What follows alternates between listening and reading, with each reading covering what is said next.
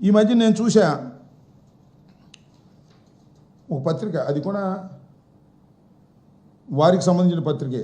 దానిలో ఒక మాట రాశారు, నేనే అనుకుంటా దాన్ని ఏమంటారో, ఉలుకు పలుకునా తొలి పలుకనా మలి పలుక ఏదో పలుకు, ఆ పలుకులు పెద్ద వ్యాసం రాశారు. దానిలో సారాంశం ఏంటో తెలుసా?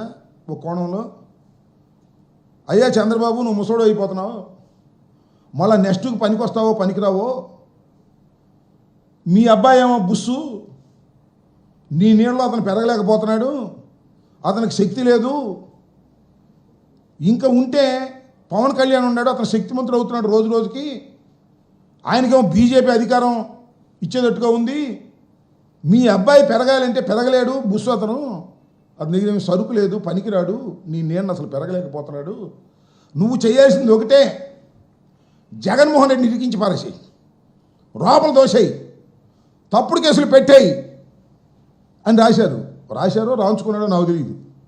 ఆ పద్ధతిగా ఉంది ఇది. ఏదో ఒక విధంగా జగన్మోహన్ రెడ్డి గారి మీద అవాకులు చవాకులు రాంచి జగన్మోహన్ రెడ్డి గారిని వ్యక్తిత్వ హననం చేయాలనేటువంటి ప్రయత్నం చంద్రబాబు అధికారంలోకి వచ్చిన దగ్గర నుంచి జరుగుతూ ఉంది. 11 సీట్లేగమ్మాయి, ఎందుకు అంత కంగారు మా మీద అంటే ఇదే నేను రాశారే, ఆ పలుక బుల్క ఆ రకంగా భయపడిపోతున్నారు. ఎక్కడ జగన్మోహన్ రెడ్డి గారి ఉగ్రరూపం పెరిగిపోతుందో, 40% నుంచి 45, 46, 47, 50, 51, 52 అయిపోతుందో, 6 నెలలకే వ్యతిరేకత వచ్చేసింది.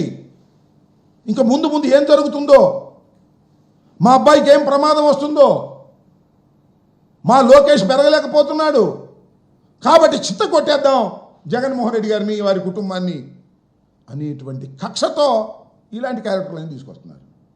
ఏమండి నేను అడుగుతా, ఆ సింగ్ని అంత బెదిరిస్తే ఆ సబ్ రిజిస్టార్ని, అసలు మా టైంలో దాడులు ఎందుకు జరుగుతాయి? మా టైంలోనే కదా దాడులు జరిగింది, 2023లోనే కదా దాడులు జరిగింది, అతని మీద యాక్షన్ తీసుకోవడానికి ప్రయత్నం చేసింది, ఆ రోజునే కదా పారిపోయింది, ఇవాళ దొరికాడు. మళ్ళా మొదలు జగన్మోహన్ రెడ్డి పేరు చెప్పు, సదర్ రామకృష్ణారెడ్డి గారి పేరు చెప్పు, ఆయన భార్య పేరు చెప్పు, ఒక లెటర్ రాయి. What is this drama? ఇదంతా లోకేష్ గారు ఆడిస్తున్న డ్రామాగా. మరి దాన్ని రెడ్ బుక్ అంటారు, మరి ఏ బుక్ అంటారు నాకు తెలియదు. ఏమిటి అన్యాయం అంటున్నా. ఈ రకంగా మళ్ళీ చీమకుర్తి శ్రీకాంత్ ఆయన వచ్చి మొట్టమొదటి ఏమన్నాడు, మొట్టమొదటి టీవీ ఇంటర్వ్యూలో, అసలు ఆ సింగే నాకు 45 లక్షలు ఇవ్వాలి, సింకు నాకు వేరే వ్యవహారాలు ఉన్నాయన్నాడు. మళ్ళీ ఇప్పుడేమో ఆయన మాట మార్చేస్తున్నాడు. బురదల్లి గారికి అతను ఏదో తొడపాశం పెట్టినట్టున్నారు, నువ్వు కూడా చెప్పబోయా జగన్మోహన్ రెడ్డి గారి మీద అని. జగన్మోహన్ రెడ్డి గారి మీద చెప్పేటటువంటి కార్యక్రమం. మీరు ఎవరైతే కేసుల్లో ముద్దాయిలుగా ఉన్నారో, అవినీతి కేసులో కానీ మరొక కుట్ర కేసులో కానీ వారందరికీ తొడపాశాలు పెట్టో, వారందరినీ వశపరుచుకునో, వైఎస్ఆర్ కాంగ్రెస్ పార్టీ నాయకుల పేర్లు చెప్పమనో, లేక జగన్మోహన్ రెడ్డి గారి పేర్లు చెప్పమనో, లేక వారి సతీమణి గారి పేర్లు చెప్పమనో చెప్పి కుట్రపూరితంగా మీరు చేస్తున్నటువంటి అంశాలు ఎవరికి అర్థం కాదు అనుకుంటే మాత్రం చాలా పొరపాటని ఈ సందర్భంగా నేను మనవి చేస్తున్నా. ప్రతి వ్యవహారంలోనూ 7 మాసాల్లో మీరు చేస్తున్నటువంటి కార్యక్రమాలు ఇది తప్ప మరొకటి కాదు. నేను ఒకటి చెప్తున్నా, ఈ ధర్మసింగ్కి కానీ లేదు ఈ చీమకుర్తి శ్రీకాంత్కి కానీ వైఎస్ఆర్ కాంగ్రెస్ పార్టీకి కానీ ఏ విధమైన సంబంధం లేకపోయినా మీరు కథ చాలామంది ఆస్తులు రాసేసుకున్నారంట, 100 కోట్ల 1000 కోట్ల రూపాయల ఆస్తులు రాసేసుకున్నారంట.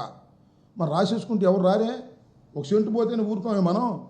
మన ఇంటి పక్కన ఏమైనా సెంటు ఆక్రమించుకుంటే మనం ఊరుకుంటాం? కోర్టుకు వెళ్తాం, గందరగోళం చేస్తాం. ఇన్ని 1000 కోట్లు కాజేసుకుంటే, ఇంత 1000 కోట్లు మేము దోచేసుకుంటే, శ్రీకాంత్ని అడ్డం పెట్టుకొని ఈ సబ్ రిజిస్టార్ని అడ్డం పెట్టుకుని మేము దోచేసుకుంటే ఎవరు బయటికి రారే? వీళ్ళే వస్తున్నారే, ఆ 2 పత్రికలు, ఆ లోకేష్, ఆ చంద్రబాబు, వీళ్ళే వస్తున్నారే. అంటే టోటల్గా బురద జల్లేటటువంటి కార్యక్రమం మీరు చేస్తున్నారనేది చాలా స్పష్టంగా అర్థమవుతున్నటువంటి అంశం. వచ్చిన దగ్గర నుంచి ఒక కథ, సీరియల్స్ వస్తున్నాయి.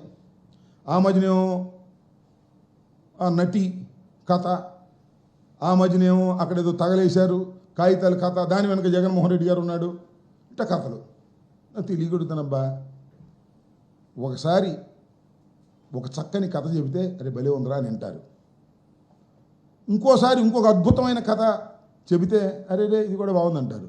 1, 2, 3, 4 సార్లు మీరు కథలు చెబుతుంటే ఛీ మీ కథలు దాగలయ్యా, అంత ఉక్రోషంతో చేస్తున్నారేమయ్యా అనే మాట మాట్లాడరు. ఆ దశకు మీరు చేరుకున్నారనే విషయాన్ని కూడా ఈ సందర్భంగా నేను చెప్పదలుచుకున్నా. ఎందుకయ్యా జగన్మోహన్ రెడ్డి గారు అంటే అంత భయం? మీకు బ్రహ్మాండమైన నెంబర్స్ ఉన్నాయి. 164 ఎప్పుడు రాలే, 175లో 164 ఉన్నా కూడా ఎందుకు మీకు భయం అని అడుగుతా ఉన్నా. జగన్మోహన్ రెడ్డి గారిని వ్యక్తిత్వ హననం చేయాలని, ఆయన ఏదో చేయాలని తాపత్రయపడుతున్నారు మీరు. ఇవన్నీ మీకు శాపాలు అవుతాయనే విషయాన్ని కూడా మర్చిపోవద్దు. ఇలాంటి కుట్రలు కుతంత్రాలు చేస్తే ఒకటైతే అర్థం కాదు, రెండైతే అర్థం కాదు. రోజు కుట్రల మీద కుతంత్రాల మీద జగన్మోహన్ రెడ్డి గారి మీద బురద జల్లే కార్యక్రమాలు వరుసగా మీరు నిర్ణయించుకొని చేస్తూ ఉంటే లోకేష్ గారు ఎవరు నమ్మరు. నమ్మకపోగా మీరంటే ఏషభావం ఏర్పడుతుందని కూడా ఈ సందర్భంగా నేను మనవి చేస్తున్నా. ఇవాళ భారతమ్మ గారి మీద గురించి రాస్తున్నారు. నేను మనవి చేస్తున్నా, రోజులు ఎప్పుడు ఇలా ఉండవు. ఇంట్లో ఆడివారి మీద అవేమి రాజకీయాల్లోకి ఏమి రాదు, రాజకీయ ఉపన్యాసాలు ఏం చెప్పదు.